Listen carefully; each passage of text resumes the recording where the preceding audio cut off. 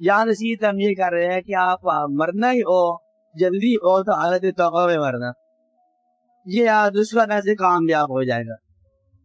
جس شخص میں کوئی گناہ سرزد ہو جائے وہ توبہ کر لیتا کہ موت آ جائے تو حالت گناہ میں نہ آئے، یہ ایک الگ مائٹی دے سکتا ہے کہ آپ کو حالت توبہ میں مرنے سے بخشش کے امکان ہو۔ یہ ہے جو اللہ تعالیٰ نے دو چیزیں بھیجی، وقت ابلیس ہو گیا اب اچھے چلتا آ رہا ہے، اور پھر پیغمبر علیہ السلام کی اللہ اپنی اس دنیا میں اصلاح کرنا چاہتا ہے۔ اب راہ جہاں پر ہے اگر اللہ کرنا چاہتا ہے تو کر لے، نہیں